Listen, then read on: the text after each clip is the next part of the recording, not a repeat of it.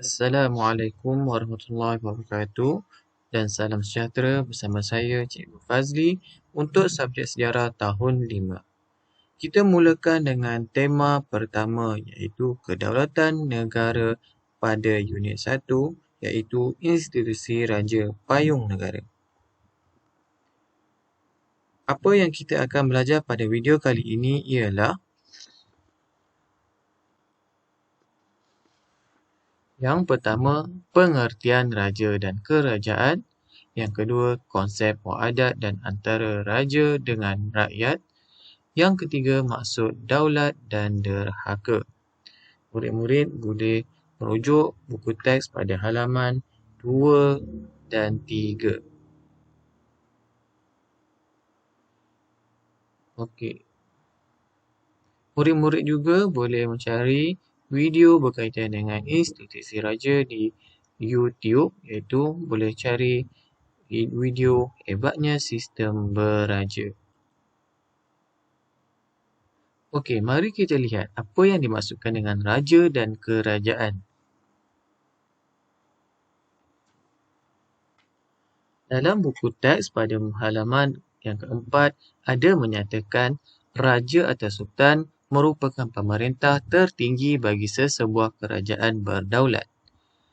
Kerajaan pula merupakan negeri atau negara yang ditadbir secara sah. Manakala raja menggunakan gelaran sultan selepas kedatangan Islam. Raja atau sultan berperanan sebagai ketua negeri bagi memastikan keamanan dan keharmonian terpelihara. Untuk murid-murid, cikgu minta supaya anda jadikan slide ini sebagai nota. Jadikan raja dan kerajaan ini sebagai tajuk dan bina nota peta minda ataupun peta iting ikut kreativiti murid masing-masing, sama ada mahu ubah cara buat peta pokok, peta alir, peta buih atau sebagainya, atau tulis macam cikgu pun boleh. Baik, kita lihat slide yang berikutnya. Slide yang berikutnya di mana ia ini merupakan satu latihan ataupun tugasan kepada murid-murid di mana cikgu nak murid-murid cari maklumat bergambar berkaitan raja atau sultan menggunakan sumber internet yang sahih. Murid-murid perlu sediakan satu ruang di buku tulis untuk menulis berkaitan raja atau sultan. Sebagai contoh, murid-murid pilih seorang raja seperti raja Sultan Negeri Perak dan murid-murid boleh nyatakan latar belakang sejarah berkaitan dengan Sultan Perak. Bila ditabalkan menjadi raja, bila dimahkotakan atau merupakan raja yang keberapa, segala maklumat itu bolehlah dicari di dalam internet. Maksud sumber yang sahih adalah sumber yang boleh dipercayai dan merupakan sumber utama seperti portal-portal kerajaan ataupun laman-laman sesawang di Facebook rasmi kerajaan ataupun badan-badan yang berautoriti. Seterusnya, mari kita lihat 9 buah negeri yang mengamalkan institusi raja. Malaysia mempunyai 14 buah negeri. Namun hanya 9 buah negeri yang mengamalkan sistem beraja. Mari kita kenal pasti satu persatu negeri mana yang mengamalkan sistem beraja. Okey, yang pertama ini adalah Raja Perlis. Merupakan negeri terkecil di Malaysia. Baginda masih menggunakan gelaran raja walaupun kedatangan Islam di tanah Melayu, tetapi baginda masih menggunakan gelaran raja dan gelaran raja yang digunakan oleh baginda mempunyai sejarahnya tersendiri. Murid-murid boleh cari mengapa baginda masih menggunakan gelaran raja. Okey, yang kedua kita boleh lihat iaitu Sultan Kelantan, iaitu Sultan Muhammad kelima merupakan Sultan Kelantan. Yang ketiga adalah Sultan Salahuddin yang merupakan Sultan Kedah bagi negeri Kedah. Seterusnya ini adalah Sultan Mizan Zainal Abidin yang merupakan Sultan bagi negeri Terengganu. Seterusnya ini merupakan gambar lama iaitu gambar almarhum Sultan Ahmad Shah. Yang kini Sultan bagi negeri Pahang ialah Sultan Abdullah yang merupakan yang di-Pertuan Agong yang ke-16. Okey, seterusnya yang warna biru ini adalah Sultan bagi negeri Johor, iaitu Sultan Ibrahim. Seterusnya ini adalah merupakan raja yang kedua yang tidak menggunakan gelaran Sultan. Siapa beliau? Siapa baginda? Baginda ialah yang Tuanku Mukhris Munawir yang di-Pertuan Besar Negeri Sembilan. Gelaran yang digunakan untuk Negeri Sembilan adalah yang di-Pertuan Besar Negeri Sembilan. Untuk yang berikutnya adalah Sultan Selangor iaitu Sultan Sharifuddin Idris Shah Al-Hajj yang merupakan Sultan Selangor. Okey, yang terakhir yang sudah pastinya adalah Sultan kebanggaan kita iaitu Sultan bagi negeri Perak iaitu Sultan Nazrin Muizzuddin Shah. Inilah 9 orang raja-raja Melayu yang mentadbir menjadi ketua negeri bagi negeri-negeri di Malaysia. Sebelum itu, yang ini juga murid-murid boleh jadikan sebagai nota bentuk dalam peta minda atau peta aiting. Murid-murid boleh tulis 9 buah negeri mengamalkan institusi raja dan murid-murid boleh tulis yang pertama iaitu Raja Perlis. Boleh tulis nama di sini Tuanku Syed Sirajuddin. Yang kedua siapa? Sultan Kelantan. Jadikan sebagai nota. Okey, kita lihat pula slide yang berikutnya. Ini juga sebagai nota. Ketua negeri-negeri tersebut menggunakan gelaran yang berbeza iaitu gelaran Raja, Sultan dan yang di-Pertuan Besar Negeri Sembilan. Di mana raja-raja itu merupakan institusi raja ini menjadi asas pembentukan negara pada hari ini. Okey, apa yang awak perlu tahu ialah yang pertama, Ketua negeri bagi Pulau Pinang, Melaka, Sarawak dan Sabah ialah yang di-Pertua Negeri. Sebab apa? Kerana Pulau Pinang, Melaka, Sarawak dan Sabah tidak mempunyai raja atau sultan.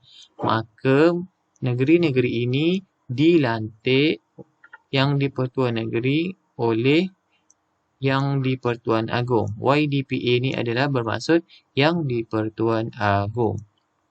Wilayah Persekutuan Kuala Lumpur, Putrajaya dan Labuan pula diketuai oleh yang di-Pertuan Agong.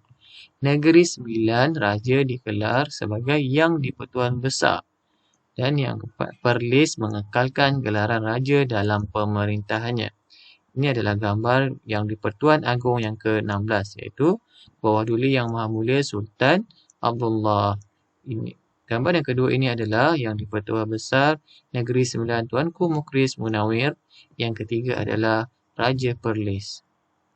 Yang ini pun awak boleh salin sebagai nota. Okey, slide yang berikutnya. Yang ini awak adalah gambar 4 orang yang di-Pertua negeri yang tidak mempunyai raja-raja Melayu. Ini bagi yang di-Pertua negeri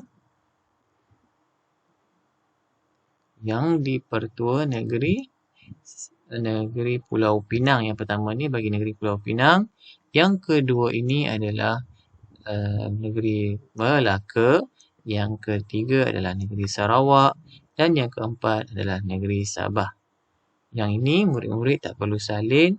Hanya kenal pasti saja gambar-gambar ini adalah ketua yang di-Pertua negeri yang tidak mempunyai raja atau sultan. Okey, yang ini adalah tugasan murid-murid.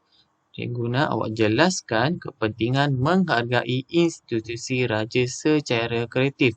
Maksudnya, awak kena nyatakan mengapa kita perlu menghargai institusi raja.